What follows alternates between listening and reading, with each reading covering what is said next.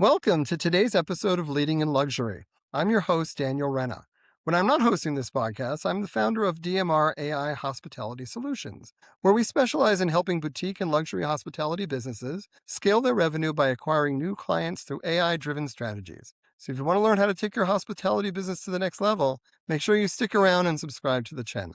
Today, I'm thrilled to welcome to the show Ben Falecha from the Pennsylvania Restaurant and Lodging Association, or PRLA. Ben, it's a pleasure to have you on the show. Daniel, thanks so much for having me.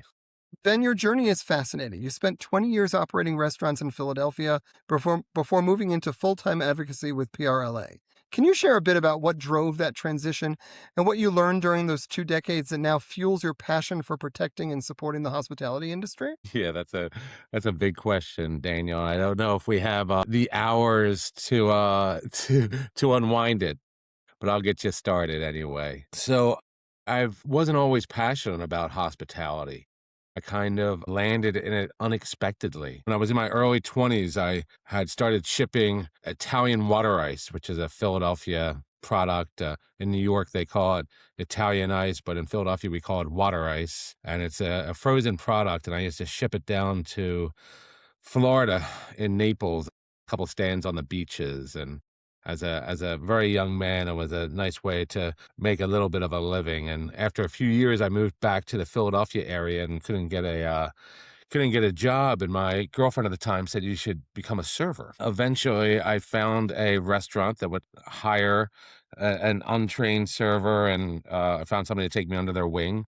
And I became a server in a restaurant, a busy steak restaurant. And a couple months after that, I transitioned to be a bartender. And about 9 months later, I took over as the dining room manager. A couple years later, I had the opportunity to become the kitchen manager. When our public transit system went on strike and I couldn't get employees to come to the restaurant, I had to take that role myself. And so I learned every role in the back of the house as well. So now I was slowly learning front of the house, and then I learned back of the house. Eventually, I realized that front of the house was my calling, that I really enjoyed creating moments for guests and really having immediate impact on people's lives. That was a huge draw for me. So I continued pursuing my passion towards hospitality, and grew with a couple different restaurant groups in Philadelphia. I spent some time with Mark Vetri,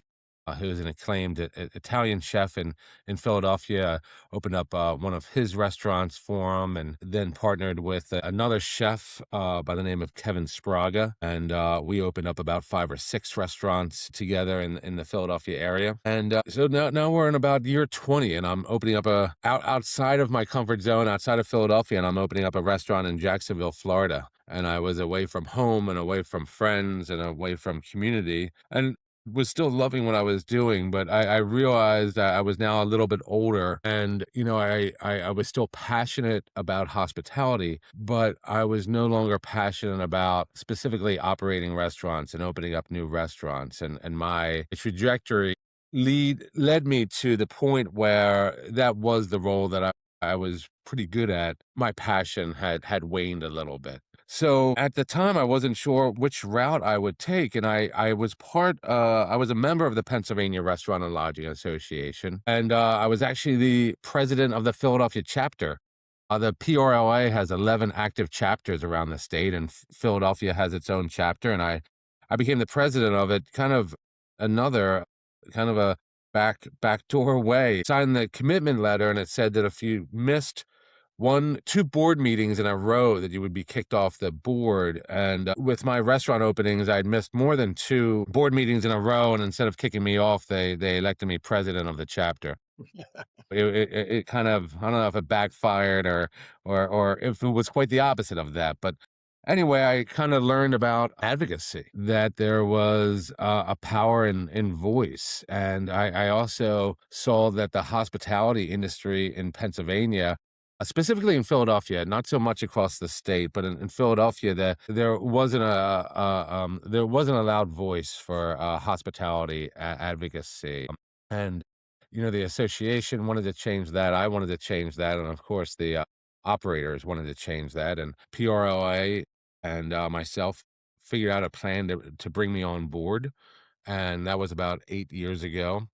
And we figured we would figure out the role as it developed. It was a successful transition, and I learned a lot about being an advocate for other folks. And what really brought me into the PRLA and to my role now is, during my career in operations, love taking care of my staff and taking care of my guests. But I also was always willing and sought to help other restaurants out, when they needed. I felt that the power of collaboration was so much stronger than competition. And I noticed that when, in Philadelphia, when I saw all these restaurants that, in a suburban environment, you might consider competitors to one another. And I saw them working in tandem, either cooking in one another's restaurants as a way to cross promote, or, having pop-ups, or, in one restaurant that I worked for the veterinary organization, a Mies. Once a month we would bring in a partner with another restaurant and do a industry night, which is, popular. But we would do free food for any industry employee all night, all night long, and it would be, our food plus the food of our competitor or of our friend. And through that, I started to create these relationships with operators from all over the community.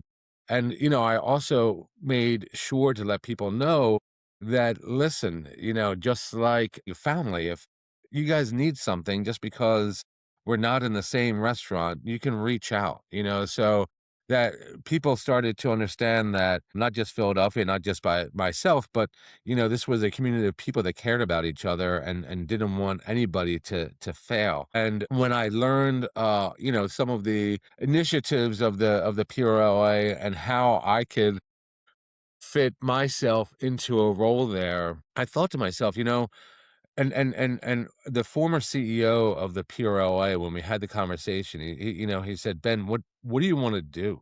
And because I said I don't want to do operations anymore, I had worked for a couple years at a hospitality tech firm, and that didn't ignite any you know passion in my belly. But I said, "Well, listen, I love hospitality. I like helping my friends out. I like connecting people. I like promoting this industry. I like solving problems. I like new situations arising every day, which is why I liked restaurants, in the first place." And he said, "Well, listen, there's a couple of destination marketing organizations, around where you are, that don't necessarily have an executive level hospitality liaison or restaurant liaison. Perhaps you could talk to them, and they could offer you a job." And he said, "But, after you talk to them, please talk to me, because perhaps there's a role within the PRL where you can do what you've been doing free for us for the past 5 years and turn it into a full-time role." And sure enough, that is what happened. And I realized I can have a career that helps me continue to love and appreciate hospitality, connect and help my friends, and support and lift up this community that I so adore. So it worked out. So that's the long short answer, Daniel. That is a truly comprehensive answer, Ben. Thank you. It's clear that PRLA is a vital voice for so many, and you do get this opportunity to meet and to really be a part of the community in a way that you weren't before. So, with your Yes, sir. unique vantage point across the state, what are some of the most significant shifts you've seen, especially since after COVID? What are the positives and negatives, and what's keeping operators up at night? Sure. Let me talk about some of the positives, and some of the positives happened pretty quickly. When restaurants here in Philadelphia and Pennsylvania were completely shut down, it really created uh, a painful situation, obviously, but it did make sure that restaurants and other hospitality businesses understood the power of advocacy. So that was definitely a positive. They knew that if they had many voices together, and had meetings together and supported an organization like ours, they could move more needles than just screaming into an abyss. That on the advocacy end, I thought that was important. On the restaurant side, there were some shifts that I appreciated. There was prior to the pandemic, there was probably about 50% of restaurants offering takeout and delivery. Obviously, when guests were not allowed in restaurants, that probably shifted to about 99% of restaurants doing delivery. So it created an avenue for operators to kind of think outside the box about how to drive revenue besides just in-house guests. And I liked how some of those thought processes worked and how a lot of people were paying attention and everybody was kind of lifting each other up.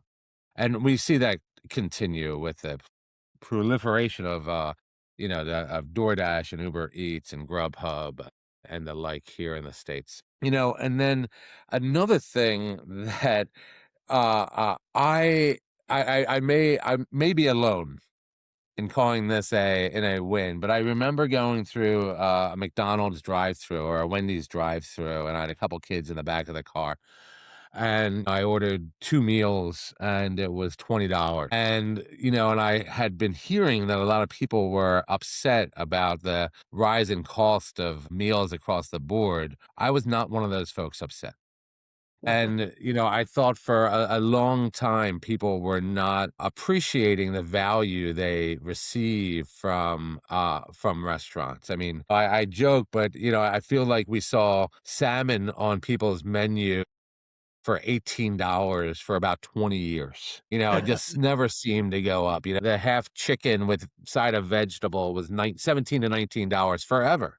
There was like this point where guests just wouldn't pay more. Well, when guests started seeing grocery store prices rise and realizing what the actual cost is to put a beautiful meal in front of you just for the protein and veg and the starch, not to mention the lights and the gas and the labor and, the flowers on the table and the linens. It was one of the first times that I saw the general public or guests saying, I don't know if I can complain about this food cost anymore. And there was a little period of time where it was real near as expensive to shop in a grocery store for four for dinner than it would be to bring them to a mid-range restaurant for four. So I think that was a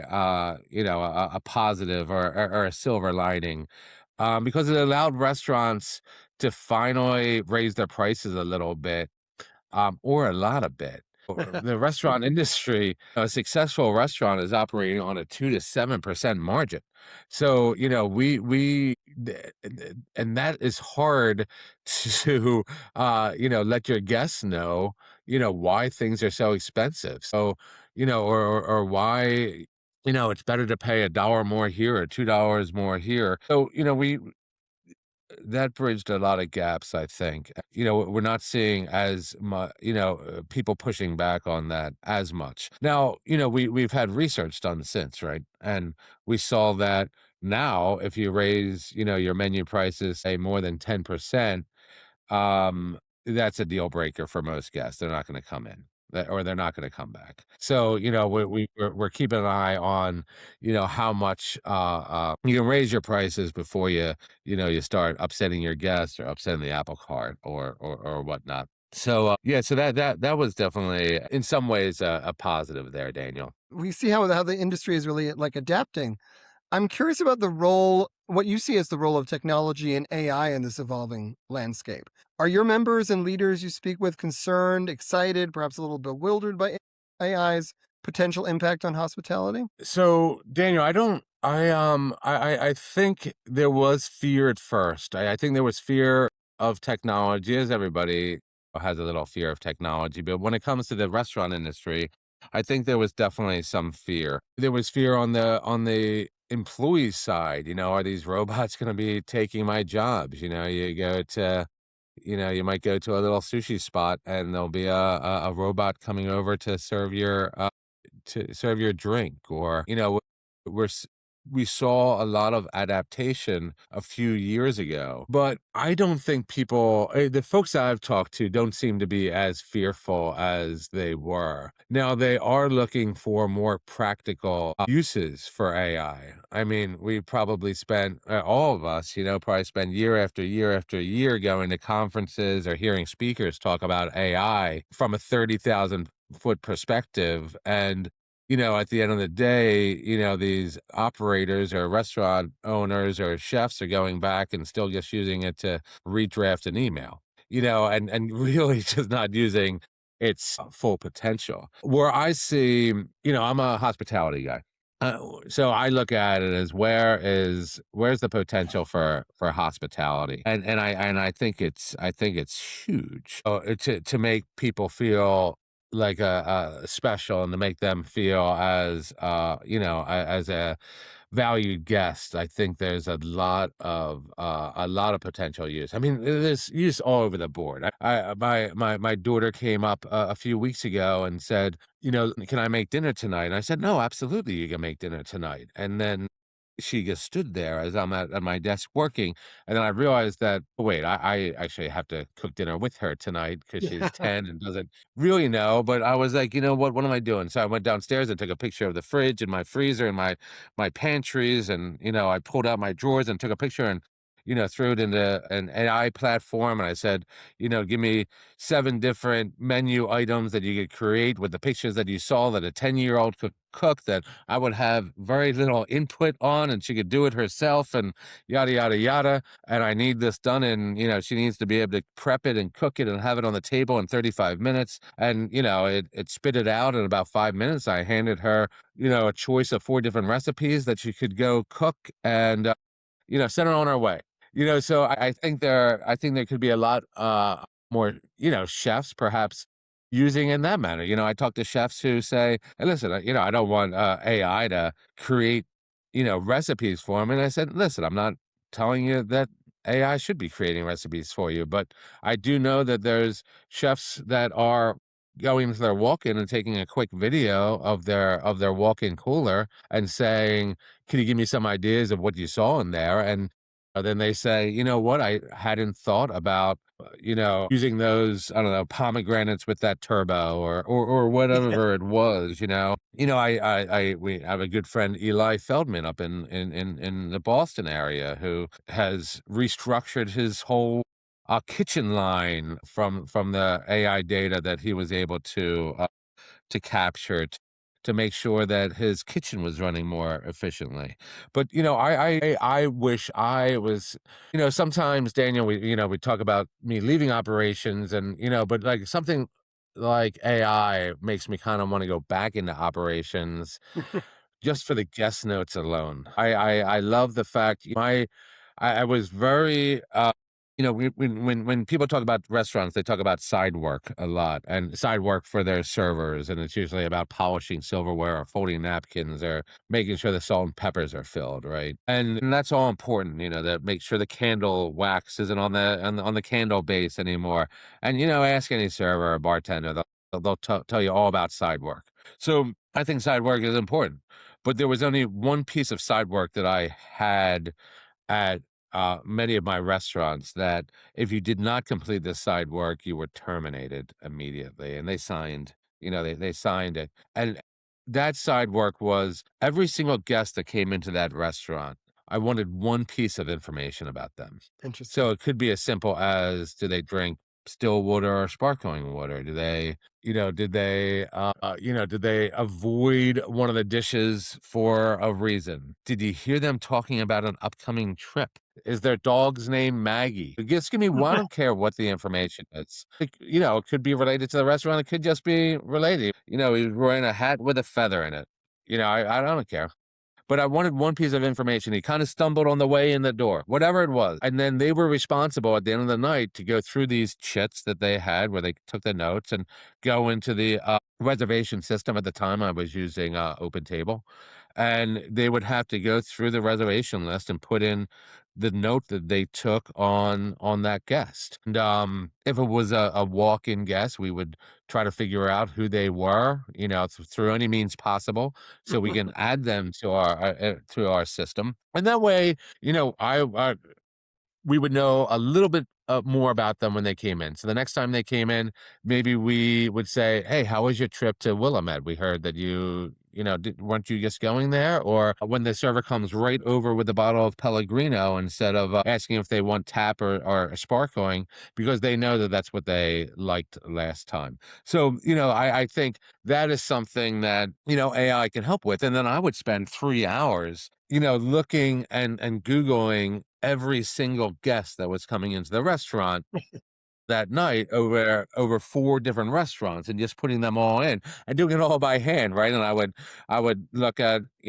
John Smith on Facebook, John Smith on LinkedIn, John Smith on Instagram, Mary Smith on Facebook, Mary Smith on LinkedIn. And if I saw any notes, I would put them into, so that when they came into the restaurant, the server would have it, and the server would say, "All right, this guy is a doctor at Jefferson University. They may be having a pharmaceutical dinner coming up soon." Maybe I mentioned the fact in passing that we host dinners here sometime. I saw a woman that was going to, she was taking a trip to a very obscure little California town. Before she came in, I guess happened to have a bottle of wine that came from that town, and the servant happened to mention that we just got this bottle of wine in from, and the guest was, pleasantly shocked that we had a bottle from a place that she had just visited and purchased it, and, that was part of her experience. Well, you know what?